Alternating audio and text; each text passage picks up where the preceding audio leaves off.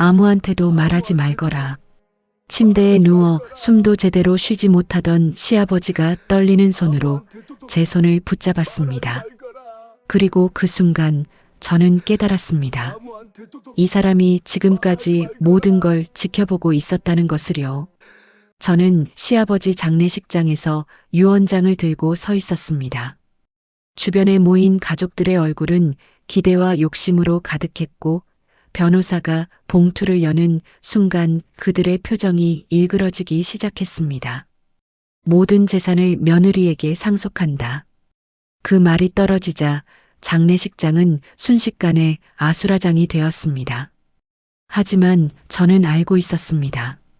이 모든 게 어떻게 시작되었는지를요.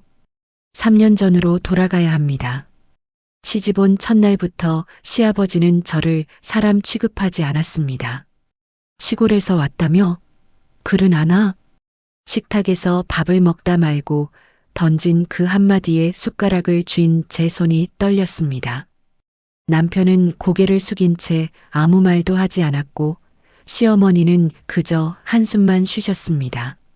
아들아, 내가 데려온 거 책임져라. 내 눈에는 안 보이게. 그날 밤 저는 작은 방에 홀로 앉아 눈물을 삼켰습니다. 하지만 이게 시작일 뿐이라는 걸 그때는 몰랐습니다. 명절 때마다 친척들이 모이면 시아버지의 말은 더 심해졌습니다. 우리 집안이 원래 좋은 집안인데 며느리 복이 없어서 이 모양이야. 동네 어르신들 앞에서도 마찬가지였습니다. 저는 그저 고개를 숙이고 참았습니다. 남편에게 말해봤자 달라지는 건 없었고 오히려 남편은 제게 더 잘하라고만 했습니다. 그렇게 2년이 흘렀습니다. 저는 하루하루를 버티듯 살았고 언젠가는 이 집을 떠나야겠다고 생각했습니다.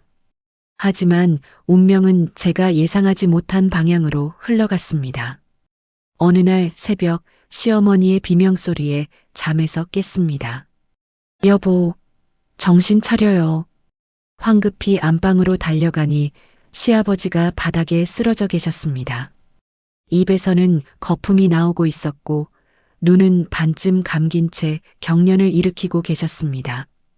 119를 불렀고 병원으로 실려갔습니다. 의사는 뇌졸중이라고 했습니다.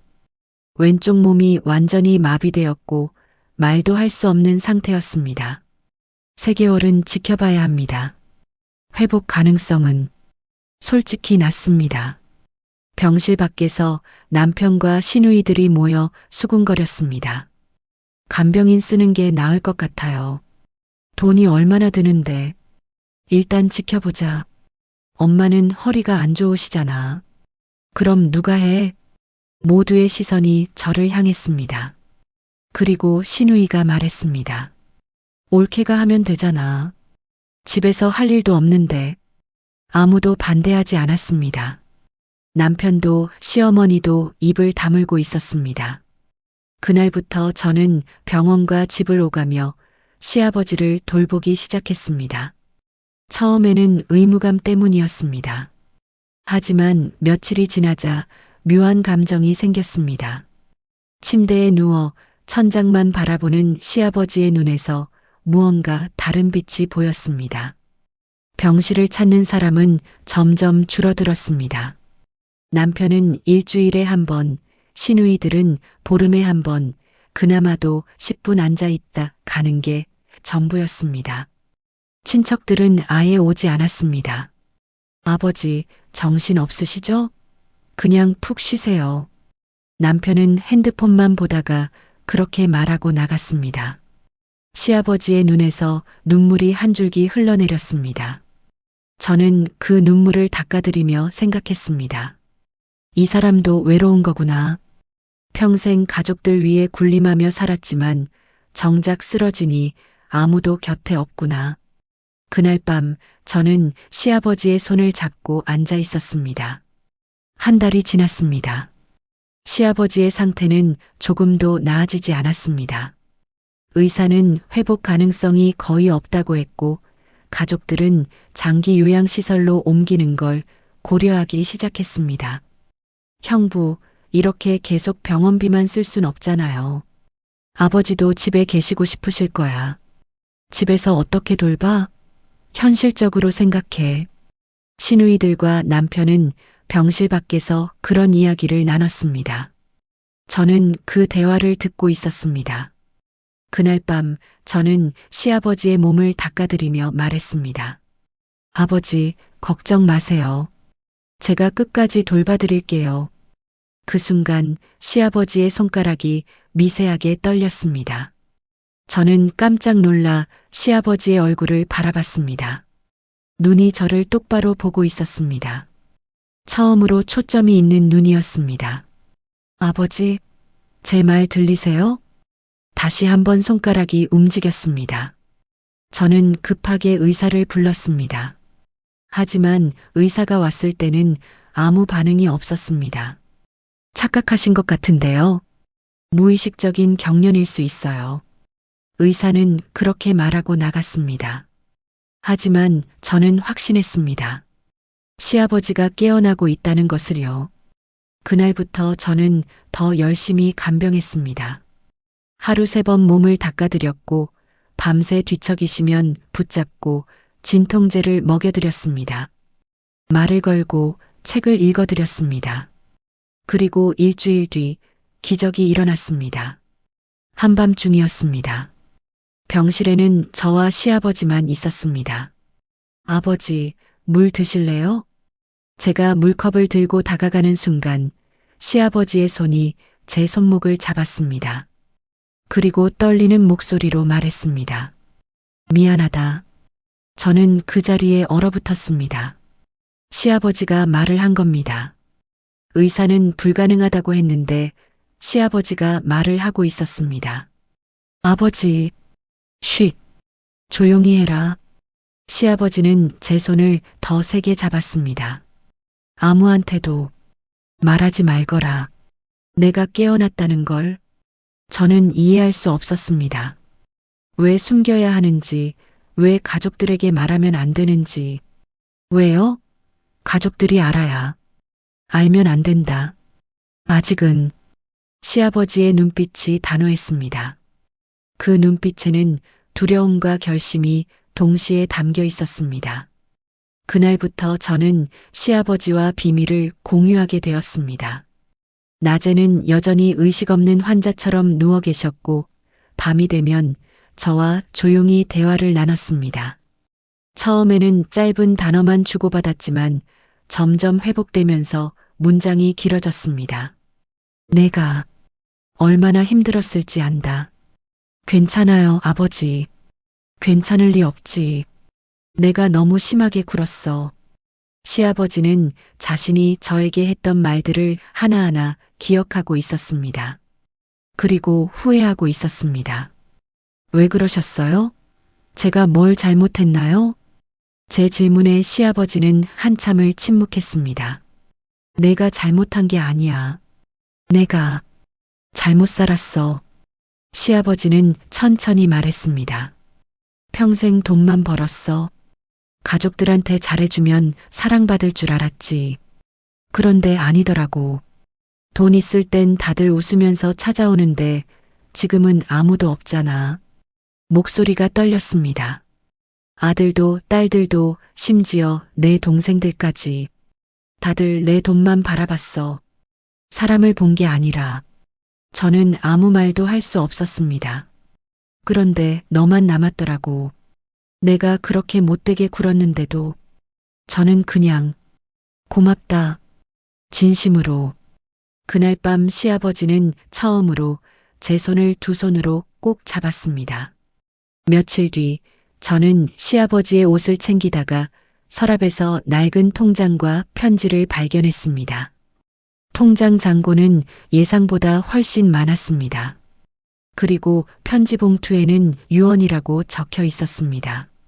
손이 떨렸지만 저는 봉투를 열었습니다.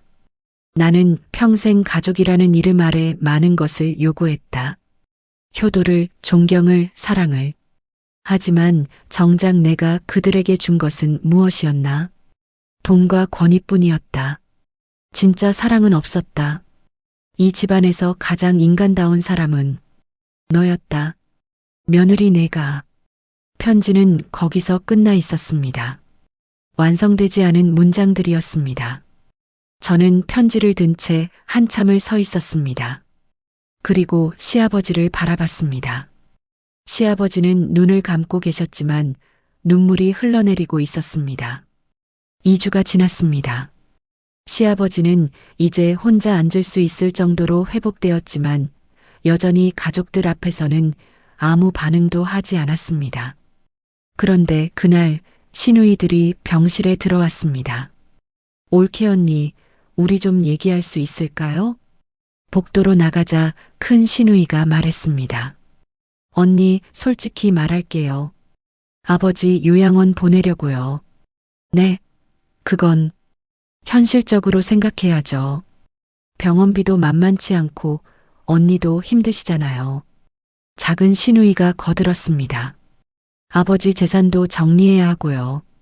어차피 의식도 없으신데. 그 말에 제 가슴이 철렁 내려앉았습니다. 재산은 왜요? 당연히 나눠야죠. 아버지가 돌아가시기 전에 정리하는 게 나아요. 그건 아버지가 결정하실 문제 아닌가요? 결정을 못 하시잖아요, 지금. 큰 시누이의 목소리가 차갑게 식었습니다. 올케 언니, 우리 가족 문제에 너무 끼어들지 마세요. 언니는 며느리일 뿐이에요. 그 말이 비수처럼 꽂혔습니다. 저는 아무 말도 할 수 없었습니다. 그날 밤 시아버지에게 그 이야기를 하자 시아버지는 분노로 온몸을 떨었습니다. 내가 죽기만 기다리는구나. 내 자식들이. 아버지, 이제 알겠어. 왜 내가 이렇게 숨어야 하는지. 다음 날 남편이 병실에 왔습니다. 여보, 우리 얘기 좀 하자. 남편은 제 손을 잡으며 말했습니다. 아버지 요양원 가시는 거 찬성해줘. 당신도 힘들잖아. 전 괜찮아요. 아니야. 나도 당신이 고생하는 거 보기 힘들어. 그리고 남편은 잠시 망설이다 말했습니다. 아버지 재산 문제도 정리해야 해. 누나들이 계속 얘기하는데 나도 무시할 수만은 없어. 그게 중요해요? 지금 당신은 몰라. 형제들끼리 돈 문제로 싸우면 어떻게 되는지. 제가 아는 남편이 아니었습니다. 아니, 어쩌면 이게 진짜 모습이었을지도 모릅니다. 그날 밤 저는 시아버지 손을 잡고 울었습니다. 아버지, 어떻게 해야 해요? 내가 지켜줘. 끝까지. 그로부터 일주일 뒤 시아버지가 저를 불렀습니다. 내일 변호사가 올 거야. 변호사요? 유언장을 새로 쓸 거다. 내가 증인이 되어줘. 저는 깜짝 놀랐습니다. 저요? 그건 가족들이. 가족들은 필요 없어. 너 하나면 충분해. 다음 날 정말로 변호사가 왔습니다. 시아버지는 변호사 앞에서 또렷하게 말했습니다. 제 모든 재산을 며느리에게 상속합니다. 변호사도 놀란 표정이었지만 시아버지는 단호했습니다. 집, 땅, 예금, 주식 전부요. 단 한 푼도 빠짐없이. 아버지, 이건 내 결정이야. 내가 받아야 해. 왜요? 왜 저한테요? 제 질문에 시아버지는 오랫동안 제 눈을 바라봤습니다. 평생 가족이라는 이름으로 살았어. 혈육이니까, 가족이니까 당연하다고 생각했지. 하지만 진짜 가족은 피가 아니더라고. 쓰러지고 나서야 알았어. 누가 진심으로 날 대하는지, 돈을 보는지, 사람을 보는지. 시아버지의 목소리가 떨렸습니다. 너는 내가 아무것도 아니게 됐을 때 옆에 있었어. 대가를 바라지도 않고. 그게 진짜 가족이야. 저는 눈물을 참을 수 없었습니다. 다들 내가 죽기만 기다리고 있어. 내 재산을 어떻게 나눌지 계산하고 있지. 근데 너만 내가 살기를 바랐잖아. 변호사가 나간 뒤 시아버지가 말했습니다. 이제 내가 깨어났다는 걸 숨길 필요 없어. 곧 다 알게 될 테니까. 가족들이 알면 알아야지. 진실을. 그날 저녁 가족들이 모두 병실에 왔습니다. 시아버지는 그들 앞에서 침대에 앉아 기다리고 있었습니다. 아버지, 말씀을 하세요? 모두가 놀라 얼어붙었습니다. 언제부터? 한 달 전부터. 시아버지의 목소리는 차갑고 단호했습니다. 다 들었다. 너희들이 내 재산 나누는 얘기, 요양원 보내는 얘기, 전부. 병실은 순식간에 얼어붙었습니다. 아버지, 그게 아니라. 남편이 변명하려 했지만 시아버지는 손을 들어 막았습니다. 변명하지 마. 다 알아. 큰 시누이가 다가왔습니다. 아버지, 우리가 잘못했어요. 하지만 병원비도 많이 들고 아버지도 힘드실 것 같아서. 내가 힘든 게 문제야? 너희가 불편한 게 문제지. 시아버지의 목소리는 떨렸지만 분명했습니다. 너희는 한 번도 나를 보러 온 게 아니었어. 내 재산을 확인하러 온 거지. 그런 말씀은. 닥쳐. 시아버지가 소리쳤습니다. 그리고 저를 바라봤습니다. 이 아이만 내 곁에 있었어. 밤새 나를 돌보고 내가 고통스러울 때 손 잡아주고 살아야 한다고 말해준 건 이 아이뿐이었어. 아버지, 그건 며느리 의무니까. 작은 시누이가 말했지만 시아버지는 고개를 저었습니다. 의무? 너희는 자식이면서 의무도 안 했잖아. 며느리가 자식보다 낫더라고. 남편이 앞으로 나섰습니다. 아버지, 제가 잘못했습니다. 다시 잘할게요. 이제 와서 내가 재산 이야기 꺼내니까 그러는 거지. 아니에요. 진심이에요.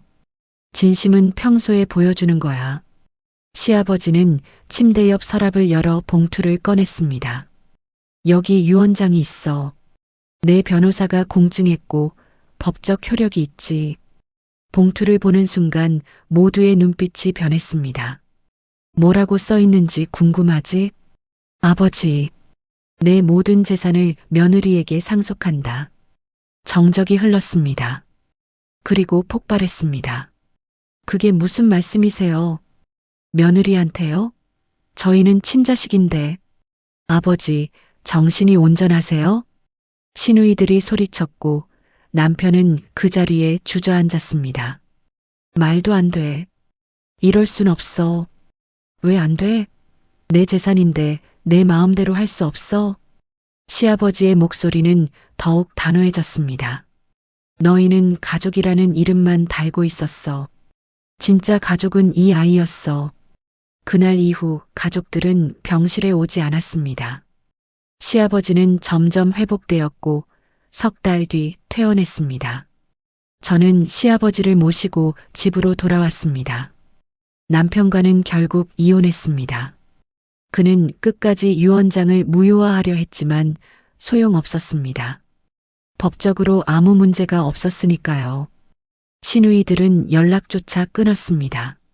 어쩌면 그게 더 나았을지도 모릅니다. 어느 날 저녁 시아버지와 둘이 밥을 먹다가 시아버지가 말했습니다. 후회하지 않니? 뭐요? 이 집에 시집 온 거, 나 같은 시아버지 만난 거. 저는 고개를 저었습니다. 처음엔 힘들었어요.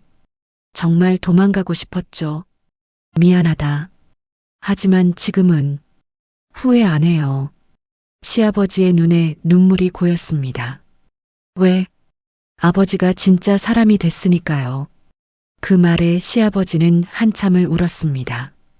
6개월 뒤 시아버지는 갑자기 쓰러졌습니다. 이번엔 회복하지 못했습니다. 병원에서 일주일을 버티다 결국 돌아가셨습니다. 장례식장에는 많은 사람이 왔습니다. 동네 어르신들, 시아버지 친구분들, 그리고 가족들도 왔습니다. 남편과 시누이들은 먼 발치에서 서 있었습니다. 다가오지 못했습니다. 변호사가 유언장을 공개했고 가족들의 얼굴은 일그러졌습니다. 모든 재산을 며느리에게 상속한다. 그리고 마지막 편지가 있었습니다. 변호사가 편지를 읽었습니다. 나는 평생 잘못 살았다. 돈으로, 권위로 사람을 대했다. 진짜 사랑이 뭔지 몰랐다. 하지만 마지막에 배웠다. 진짜 가족이 무엇인지. 피는 가족을 만들지 못한다. 진심이 가족을 만든다. 내 진짜 가족은 이 아이 며느리 하나였다. 고맙다. 내가 나를 사람으로 만들어줬다. 편지를 듣는 동안 저는 눈물을 멈추지 못했습니다. 장례식이 끝나고 집으로 돌아오는 길, 저는 시아버지가 남긴 마지막 메모를 발견했습니다. 용서는 약한 사람이 하는 게 아니다. 가장 강한 사람만이 할 수 있다. 내가 나를 용서해줘서 고맙다. 지금 저는 그 집에서 살고 있습니다. 가끔 시아버지가 앉아 계시던 거실 소파를 바라보며 생각합니다. 미움도 사랑으로 바뀔 수 있다는 것을, 사람은 죽기 전까지 변할 수 있다는 것을, 그리고 진짜 가족은 선택하는 것이라는 걸 배웠습니다. 시아버지, 이제 편히 쉬세요. 그리고 사랑했습니다. 여러분, 이 이야기가 마음에 와닿으셨다면 구독과 좋아요 부탁드립니다. 그리고 댓글로 여러분의 생각을 나눠주세요. 여러분에게도 용서와 화해의 순간이 찾아오길 바랍니다.